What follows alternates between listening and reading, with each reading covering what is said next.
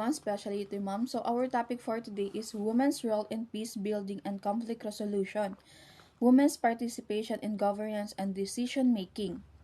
So ang women's role in peace building and conflict resolution, ang kabayan ay may mga mahalagang gampanin sa pagtataguyod ng kapayapaan pag-aayos ng mga hidwaan.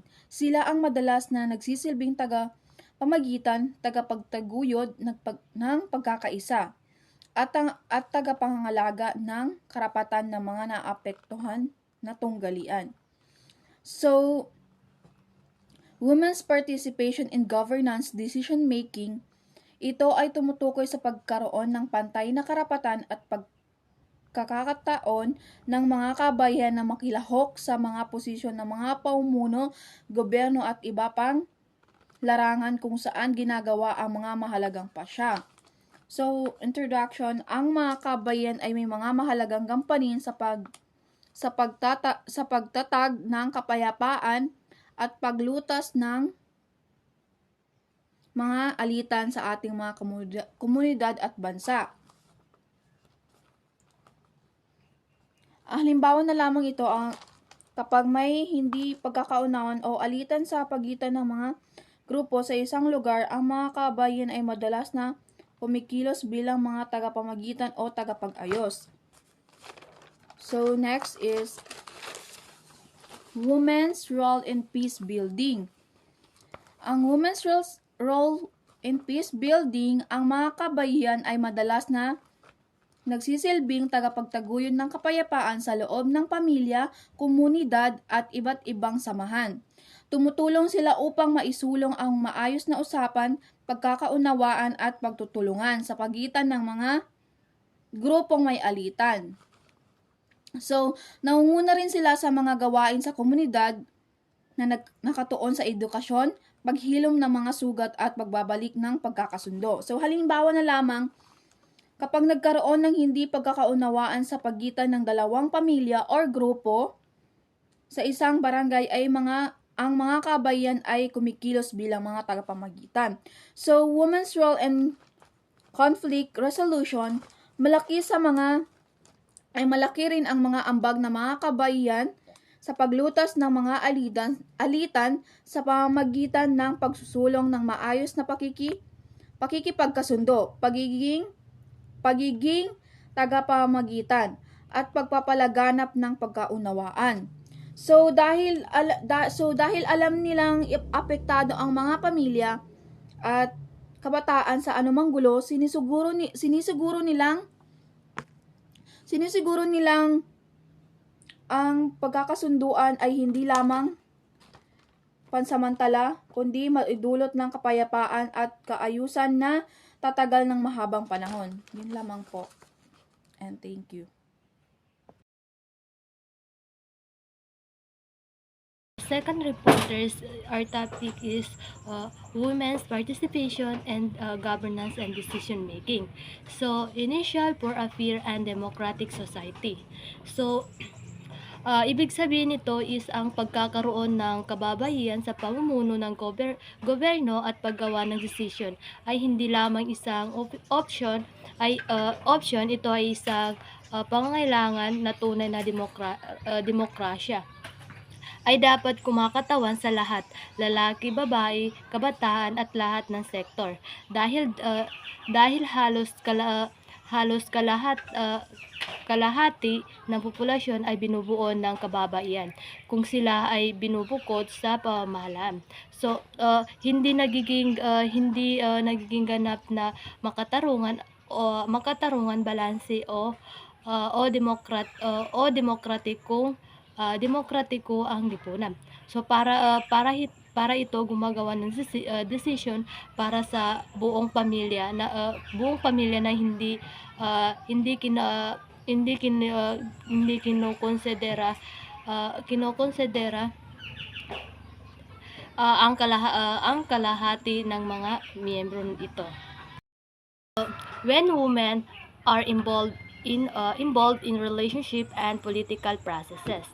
So, kapag nakikilahok ang mga kababayan bilang mga pinuno pinuno mambabatas, miyembro ng konseho o kahit pagpapasya sa komunidad. So nagdadala sila ng iba't ibang pananaw, karanasan at mga bagay na inuuna na maaaring hindi laging napapansin. Ang mga lalaki ang ang mga lalaki ang ah, nakakaranas nakakaranas ng kababayan sa buhay. So tulad ng pagiging ina, tagapag-alaga o pagharap sa mga particular na hamon sa lipunan ay nagbibigay sa kanila ng natatanging kaalaman kung ano ang tunay na kailangan ng komunidad. So, policies and decisions become more inclusive and representative of a whole population. So, dahil nauna ang mga kababaihan, ang mga isyung direktang nakakaapekto sa kanila. So, sa mga bata, sa pamilya at mga komunidad. So, ang mga batas, proyekto at mga planong gagawin ay nakakasaklaw sa pangailangan ng mas marami. Sa halip, ang mga patakaran para lamang sa isang grupo o mga desisyon na naging mas makatarungan, balanse at tunay na ah, maka ah, tunay na makakapaglingkod sa lahat. So lalaki, babae, ang mga matanda at mga grupong nangangailangan ng tulong. So, importance of women's participation. Leaders help bring attention to issues such as education, healthcare, gender equality, and communication welfare. So, ibig sabihin nito is kapag ang mga kababayan ay naging mga pinuno, hindi lamang nakatuon sila sa mga pangkalahatang problema dahil sa kanilang sariling karanasan bilang mga babae, ina at kasapi ng komunidad. Likas nilang binibigyan halaga ang mga bagay na direktang nakakapekto sa pamilya at pang-araw-araw na pamumuhay. So, tinitiyak nila na ang mga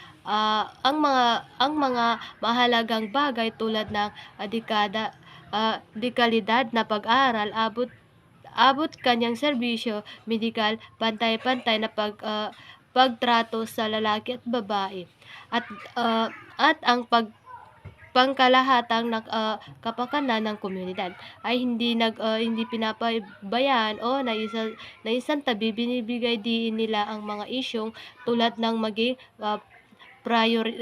prioridad na pamahalaan.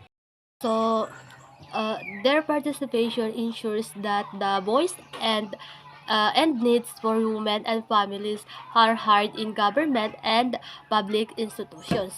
So, noong maraming mga batas na ginagawa, karamihan ng mga lalaki at minsan ay nakakaligtaan ang mga pangangailangan, particular sa mga kababayan o pamilya. So kapag nagkakaroon ng ang mga kababayan sa gobyerno, nagsisilbi sila ang mga kinakatawan, pinapahayag nila ang mga problema ang kinakaharap ng mga kababayan tulad ng mga kaligtasan, pantay na sahod o suporta para sa mga ina. So mga ina at sinusulong din ang mga kailangan ng mga pamilya tulad ng sapat na pagkain o maayos na tiraan. Sa ganitong paraan, ang mga alalahaning ito ay naharap, tinatalakay at isinasangalang-alang ang mga gumagawa ng mga plano. So when women are part of decision making, governments can create more balance and effect policy. So ang pagkakaroon ng parehong lalaki at babae sa pamumuno ay nakakakuha ng mga dalawang magkaibang pananaw o paraan ng pagtingin sa mga bagay. Pagtingin sa mga bagay, ang desisyon na ginagawa ay hambag mula sa parehong kasarian ay mas balanse dahil isinasangalang-alang nito ang iba't ibang panig at pangangailangan. So, ang mga patakaran nito ay mas mabisang tumatalab at matagumpay dahil hindi ito favor lamang sa isang pinig decision ang mga ito upang maging kapakipakinabang sa lahat na nasa lipunan at hindi lamang sa isang grupo. So, studies have shown that diverse leadership often leads to better solution and stronger situation.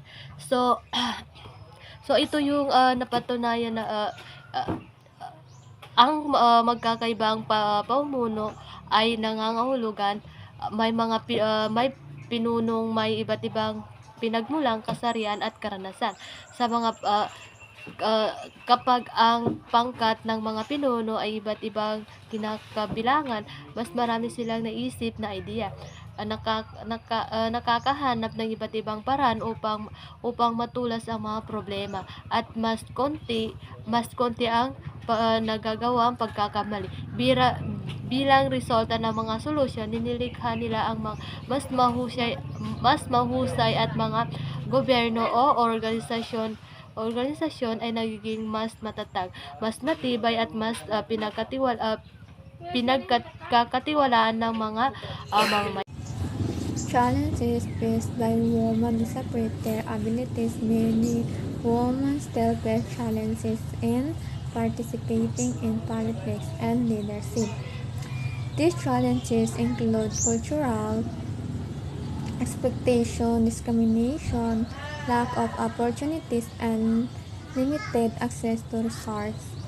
However, many organizations and governments are now promoting gender equality and encouraging more women to participate in governance and leadership roles. So, kahit na may kakayahan at galing ang mga kababaihan, marami pa rin sa kanila ang nahaharap sa mga hadlang o hirap kapag nais nilang sumali sa politika o maging isang pinuno. So, may mga paniniwala pa rin sa lipunan na ang trabaho o tungkulin ng babae ay nakatuon lamang sa bahay at pamilya. Women play a vital role in peace-building, conflict resolution, governance, and decision-making. Their participation helps create more peaceful, inclusive, and fair societies, supporting and empowering women in relationship and peace effort initial for achieving sustainable peace and development. Malaki at mahalaga ang ginagampanan ng papel ng mga kababaihan sa pagtaguyod ng kapayapaan, paglutas ng mga alitan o hidwaan, pamamahala at paggawa ng mga desisyon. Kapag sila ay nakikihalo, nakatutulong ito upang mabuo ang isang lipunan mas payapa, bukas para sa lahat at makatarungan.